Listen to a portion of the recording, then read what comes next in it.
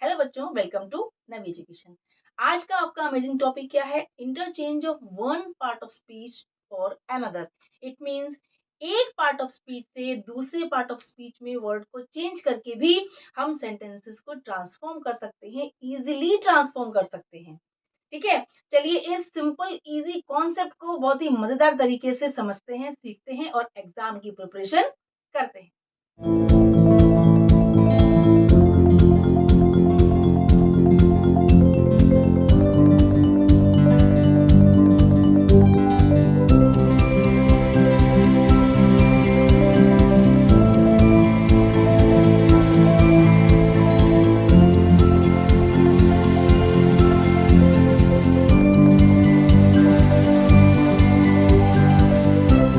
कुछ बच्चे इस टेक्निक से सेंटेंसेस को ट्रांसफॉर्म करना बहुत डिफिकल्ट समझते हैं, लेकिन ये बहुत ही इजी और सिंपल मेथड है। चलिए समझते हैं कि हम जब एक पार्ट ऑफ स्पीच से दूसरे पार्ट ऑफ स्पीच में वर्ड को चेंज कर देंगे, तब भी हमारा सेंटेंस का मीनिंग नहीं बदलेगा और सेंटेंस हमारा ट्रांसफॉर्म हो जाएगा, उसका टाइप चेंज हो जाएगा।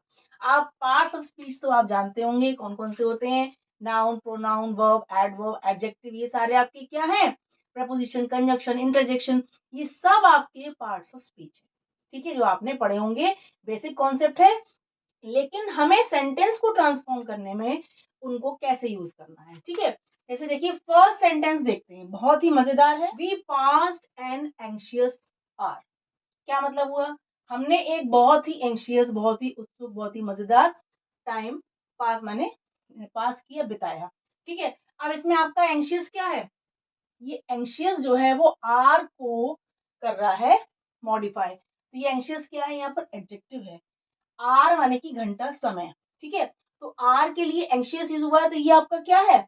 ये आपका है एडजेक्टिव। ठीक है, अब इसी को हम चेंज कर देंगे एडवर्ब में, लेकिन देखिएगा मीनिंग नहीं बदलेगा। We passed an hour anxiously. हमने एक घंटा, एन आवर हमने पास किया, बिताया, एंशियसली बहुत ही उत्सुकता से, बहुत ही मजेदार तरीके से। ठीक है, हमने एंशियस को एंशियसली कर दिया, सेंटेंस को थोड़ा सा घुमा फिरा दिया, थोड़ा सा मैनिपुलेट कर दिया, और देखिए हमने एडवर्ब बना के एडजेक्टिव को, सेंटेंस को ट्रांसफॉर्म कर दिया। देखिए कितना इजी था, फटाफट हो गया। We passed an anxious hour, we passed an hour anxiously. देखा, एडजेक्टिव टू एडवर्ब में चेंज हुआ। अब नेक्स्ट देखिए, he replied curtly. Curtly means होता है रूडली, ब्रीफली। उसने जवाब दिया बड़े ही रूखे तरीके से। ठीक है, अब कर्टली क्या है यहाँ पर? ये आपका एडवर्ब है। ये क्या है? एडवर्ब है, मैनर शो कर रहा है।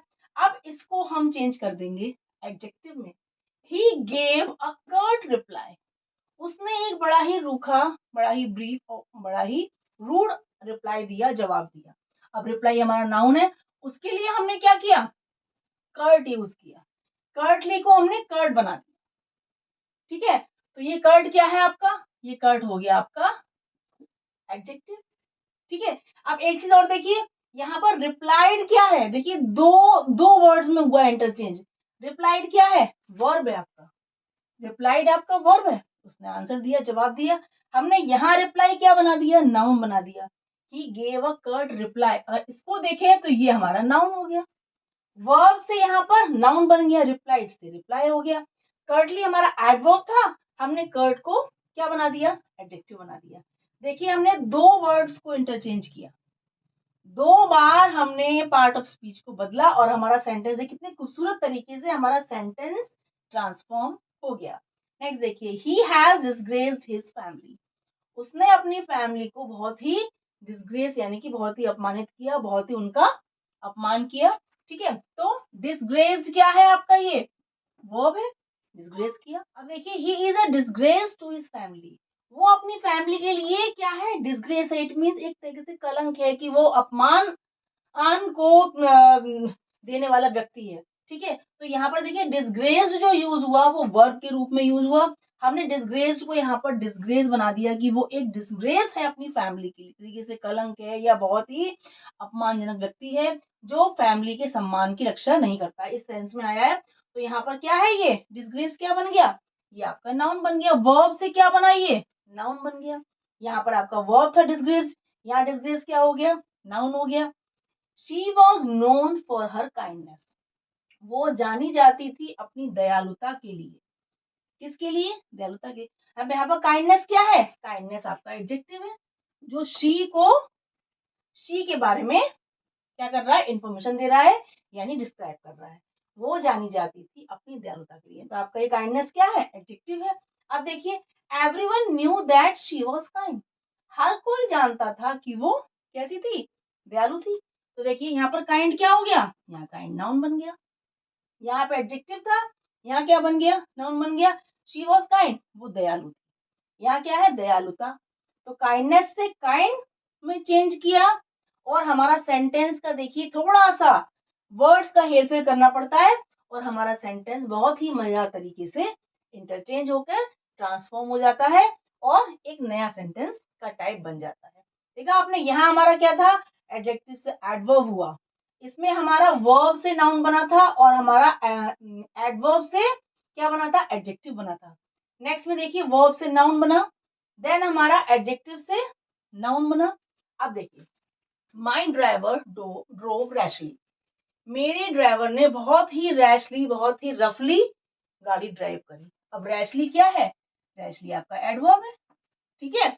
अब देखिए, माई ड्राइवर ड्रोव इन अ रैश मैनर, मैनर के बारे में क्या बता रहे हैं, रैश, तो ये रैश क्या हो गया, ये आपका एडजेक्टिव हो गया। यहाँ रैशली क्या था, एडवर्ब, यहाँ क्या बन गया, रैश, एडजेक्टिव बन गया। मेरी ड्राइवर ने बड़ा ही रैश तरीके से, रफ तरीके से ड्राइव किया। तो देखिए सेंस वही है, बस रैशली से रैश मैनर में चेंज हो गया। तो हमारा एडवर्ब से क्या बन गया, एडजेक्टिव बन गया। इट कॉस्ट 12 रुपीज, उसकी कीमत 12 रुपए है। अब कॉस्ट क्या है आपका, वर्ब है, ठीक है।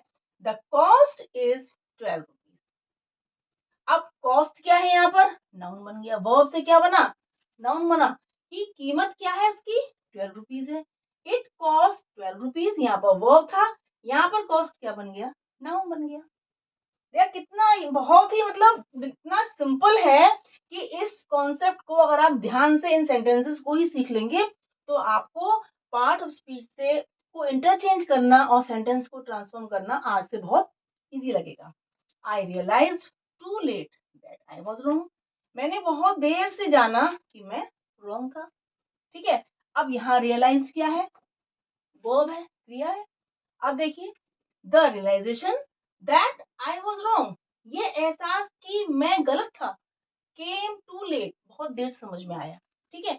अब यहाँ पर रियलाइज आपका क्या था, वर्ब था, क्रिया था, लेकिन यहाँ क्या बन गया, यहाँ तो नाउन बन गया कि यह एहसास, ये रियलाइज होना, ये यहाँ पर यह क्या है, वर्ड रियलाइजेशन, ये नाउन है, और यहाँ रियलाइज क्या है, वर्ब है, वर्ब टू नाउन चेंज हुआ है, ठीक है। नेक्स्ट देखिए, she made an agreement to my proposal, उसने मेरे प्रपोजल को सहमति दे दी, ठीक है। अब यहाँ पर एग्रीमेंट क्या है, ये आपका एग्रीमेंट क्या है, नाउन है, उसने क्या दे दी, उसने एग्रीमेंट दे दिया, सहमति दे दी, ठीक है। अब she agreed to my proposal, अब यहाँ पर एग्रीड क्या बन गया, आप बताइए, ये बन गया वर्ब, क्रिया बन गया, वो एग्री हो गई, ये सेंस आ गया, she agreed to my proposal. अब यहाँ पर हमने नाउन से यहाँ पर वर्ब, यहाँ वर्ब से नाउन किया था, यहाँ हमने नाउन से वर्ब किया। देखिए इन आपके इन सारे सेंटेंसेस में कहीं वर्ब से नाउन हो रहा है, कहीं नाउन से वर्ब हो रहा है, कहीं एडवर्ब से एडजेक्टिव हो रहा है, कहीं एडजेक्टिव से एडवर्ब हो रहा है। हर तरीके से हमारे part of speech he interchange हो रहे हैं, लेकिन सेंटेंस का मीनिंग देखा आपने, ध्यान से देखा होगा, कहीं भी बदला नहीं है। इसी को कहते हैं ट्रांसफॉर्मेशन।